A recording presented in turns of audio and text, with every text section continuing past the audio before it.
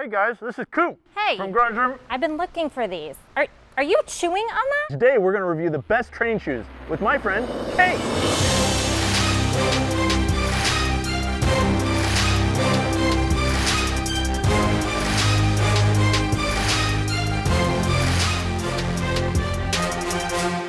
Welcome to the ultimate training shoe showdown. In this corner, we have the Nike Metcon 6. In this corner, we've got the Reebok Nano 11s.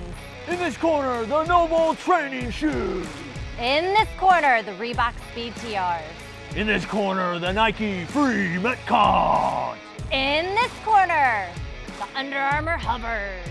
And lastly, the Reebok JJ4 training shoes.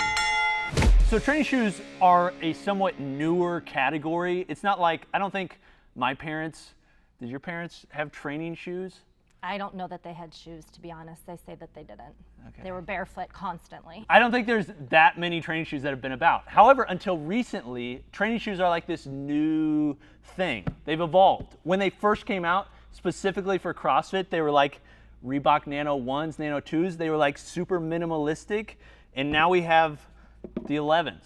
And the 11s are like a more structured type shoe designed for stability yet running.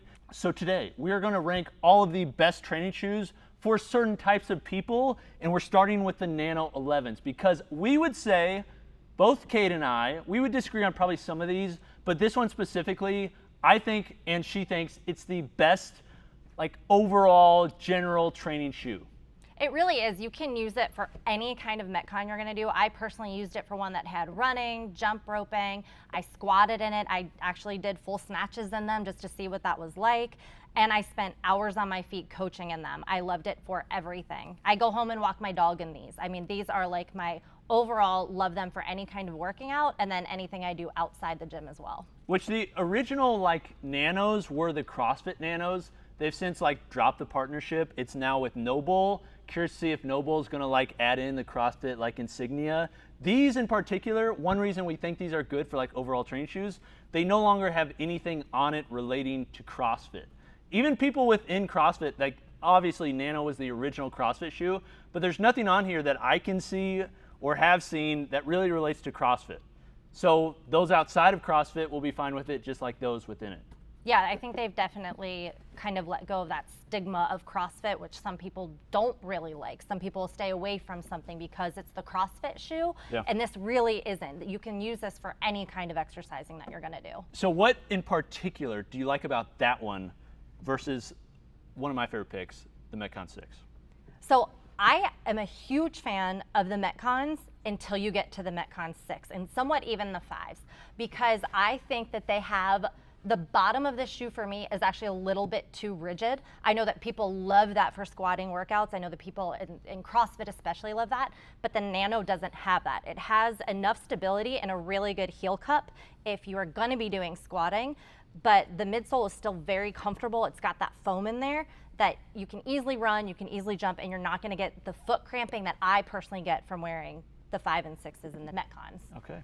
I don't get foot cramping from these. I would say, personally, if I was going to choose between these, although I think these are the best like for most people in general training shoe, I have not always loved Metcons. They had like that squeaking problem where you'd start walking with it, like make the noise. Yes. Like you're one of those little kids, like my little kids, they have those cute little squeaking shoes, and when they walk, it's like, that's cute until you get to like above 5 years old. And suddenly you look like an idiot doing it. So I don't like using the previous Metcons, but these, the Metcon 6s, although I don't love this gum bottom, I wish it was a little bit like brighter color. I think in general, these are a more aesthetically pleasing shoe, which is really what Nike's known for. In addition, I think these are the best CrossFit shoe. I think if you're a CrossFitter, which kind of plays into the overall like general trainee, but those that are specifically like doing rope climbs, doing running, doing squats, everything like that, the Metcon 6 is my pick. I do still think the Metcons have the run on like the CrossFit crowd. I think if you walk into any CrossFit gym, you're gonna see people wearing some kind of iteration of Metcons, and there's a reason for that. It's because they're so well constructed. They stand up to everything that you do in CrossFit so well. Not only that, they are super breathable. There's like this mesh top. Depending on what socks you wear, it's not the greatest thing because I wear a lot of like white tube dad socks, and so you can see the white underneath the mesh. However, if you go with some cool black socks, like these, then it blends in perfectly. So the mesh adds a lot of breathability. In addition to that, they've got the rope protection on the side. So if you're doing CrossFit, you're not going to tear them up. And I feel like these are more stable for squats, snatches, clean jerks, that sort of things, especially if you're doing like high rep stuff and going in between, than the Nanos. And one of the reasons for that is like this new insole they have. If you look at the shoe, the outsole, there's like, it's just rubber. There's not much there. But where they're providing the extra like stability and the cushion is all in the insole. And that's one of the reasons they've had the squeaking problems in the past, which I've seen they fixed. But this back, the heel cup, is stiffer and more stable than the front. So if you're running in like a pose running method, if you're running with a midfoot strike, then not only can it be really stable for when you're in the gym, but also when you're out of the gym running, it's comfortable. So one important thing, since you were talking about high socks, that I want to point out about the Nanos that I actually don't like is how high up the back of it comes. Yeah. You need to wear taller socks or socks that have that little lip on the back, or else you're going to get a blister. That is probably the number 1 complaint that I would have and that I've seen in the community about the Nano 11s is that they elongated the back of the heel for some reason. Sure. Probably to provide some more stability in there, but really it's more of an annoyance. But as long as you have the right socks on, it's fine. You have to agree though, these are sicker. Yeah, I mean, yes, the Metcons do look more athletic, to be honest with you, and I think Nike has always looked more athletic in any kind of shoe it's put out than Reebok. Next, moving on, best lifestyle, take it away. So this was actually kind of a hard one for me. Noble recently announced that they are going to be sponsoring the CrossFit Games. And Noble has just emerged onto the scene. They've got elite CrossFit athletes backing their brand. They are dominating the shoe space with people who just are shoe hobbyists because people love the look. I'm going to be honest, I don't love the look of Nobles. We talked about this previously. I think if you signed up for a boarding school and they issued you shoes, it would be this. Now this is one of the more basic bland ones. Now, I mean, a few years ago when they came out, they didn't have many style options. Now you can get tons of different options, from the bottom being in rose patterns and flowers and camo and all sorts of things. They've got a high top and a mid height and then this lower height in the trainer. But I put them on and instantly I hated them because they felt very stiff. They're very uncomfortable. They only have a 4 millimeter heel to toe drop, which for a lot of people is really uncomfortable. However, then I worked out in them. I ran in them, I jumped in them, I squatted in them, and I actually liked them. So functionally, I think they serve a purpose. And then outside of the gym, people love to wear these just out, they're cool. To dinner. Yeah, they're sick. But but if they didn't say Noble, would you think they were so sick looking? No, it's the same reason you drive a Porsche, status? It's like you're letting people know I've got the money and I can spend it. Or I don't have the money and I can finance it, right? But that's why it's our best lifestyle. Definitely. I do not think this is the best training shoe in general. I think they're a little bit stiff, I don't know, I hear that often, I love the look, I think they're cool, I really want them. People get them in and then they're it's kind of underwhelming in what the expectation was. That said, if I was gonna have one shoe that I was gonna wear outside the gym and in the gym, these bad boys go with everything. You can wear them with joggers, you can wear them with jeans, you can wear them with jorts. They're perfect for every outfit. You shouldn't wear jorts. Okay, well, I wear jorts. My opinion, great lifestyle shoe, underwhelming in performance. Put it for that. However, we do have a best budget training shoe. These ones I think surprised me in how much I like them, and that is the Reebok Speed TRs. These have been out a while. These are not one that I see a ton of people talk about. These are, first off, not the most durable shoe. They're more lightweight. I think they originally were designed for shorter duration running, sprints and that sort of training, maybe for Fran, just trying to go as quick as possible.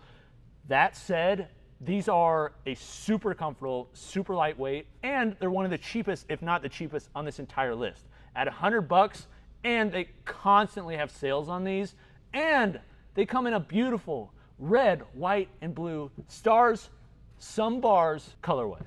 I like them. I think Reebok in general has always been good about putting out affordable shoes in like this landscape, because I think when you have Nobles and Nikes that are running you 150, 180 for some of the custom ones, it's nice to come across Reebok shoes that are more in that $100 range. I think they're more accessible without sacrificing the quality and the style. Like obviously this is a cool looking shoe. Sure. And it is, it's lightweight, it would be perfect for running, and you can still, I mean, you can still do cross training in this kind of a shoe. Definitely, definitely. So if you're on a budget, but still want like a mid to high tier shoe, I think this is a good option. Although the price difference isn't that dramatic when you consider it's only $30 more for like a 6 or an X1/11. So not that big of a difference. All right, moving on. The best for running workouts are? So I was excited to try the Nike Free Metcons because I am a huge fan of Nike Frees. I actually, when I started CrossFit some 10 years ago, I was wearing Nike Frees in the workouts. 10 years ago? I am older than you. We have established I wasn't that. talking about that. That's just a long time to be training CrossFit. So I was wearing the Nike Frees, and then, as you know, I got into wearing the Nike Metcons, and the Nike Free Metcons actually combines the Frees, a lot of that like sock-like feel of the Frees with the bottom and like the stability of the Metcons. So I was super pumped to try these. I put them on.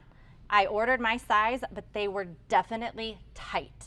They're supposed to fit snug, but they were tight. Like a sock. Like even a little bit more so than a sock, but I was able to work out in them. They were okay. I will say they are definitely made for a narrow foot, or you're gonna need to size up like half of a size in them. But otherwise, one of the coolest things about this shoe is just how flexible it is and how it moves with your foot, which is what the Free is designed to do. So it's fantastic if you're doing a running workout or a workout with a lot of running. I mean, bend that thing. Why do they call it Metcon though? Like what about this shoe? Like I get the Free part, but what about it takes from the Metcon line? Because it's more stable in the back? It's supposed, yeah, it's the back, it's the heel cup, and it's the back and the bottom of the shoe is reinforced so you can do those squatting movements. Cool. Yeah. They're very breathable. I mean, they're lightweight. They're fairly lightweight. I love the look at them. They come in like 18 different colors for men and women. Yeah, they're popular. Which is really nice too. But I do like them for running workouts. And when we say running workouts, that doesn't mean like this is the best running shoe, like many more options, and maybe we'll cover that in the future. However, if this is like running is supplementary to your strength training or just what you do in the gym, that's a great option for a training shoe. Next one. Best for the big boys. Big boys. With a Z, because they only make this in a men's option, and that is the JJ4 training shoe by JJ Watt and Reebok. These are a big freaking shoe, and if you're a big guy, which JJ Watt is, like if he was standing next to us, he would cover the entire frame and just be all over the place. That said, these are like a bigger shoe. They have more cushion, they're heavier, they're wider. I mean, look how wide that sucker is. I mean, I was like swimming in these. They're a big shoe. However, if you need that extra cushion but want a training shoe, I think this is a great option. And they look they're kind of cool. They're okay. Yeah, like the leather toe. I like the detail down here. Yeah. This reminds me of like a football cleat, like the pleather toe. I think that's what they were going for. Not really my style, but for big boys, I think they'd work. All right, let's finish it off. The best shoe for? Handstand walking. The Under Armour Hover Rise. Why did we choose that as the best handstand option? Well, why does shoes matter for handstands? I believe in your own words, you said the only thing these are good for is walking on your hands. That was off camera. These are better for other things than that. However, based upon these other shoes, these are ones that I definitely wouldn't choose. Under Armour, Under Armour's big. Like they're doing a lot within the apparel space. For me, coming into the shoe space, these are okay. I think they could do a better job. And there's a reason I see them discounted all the time. I think they do a better job with like basketball shoes, cleats, that sort of like niche area. Yep. I don't really like many of Under Armour's training shoes. Sure. Okay, there is the best training shoes. Now we are going to do a similar breakdown on the best weightlifting shoes, where we bring in all the top models. We've got them here. Addy Powers, Reebok Legacies, you name it. We're gonna break them down. If you'd like to see that, subscribe, comment. Let us know what you think of the video and these shoes, which ones do you pick, and we will see you next time. Do the thing. Peace.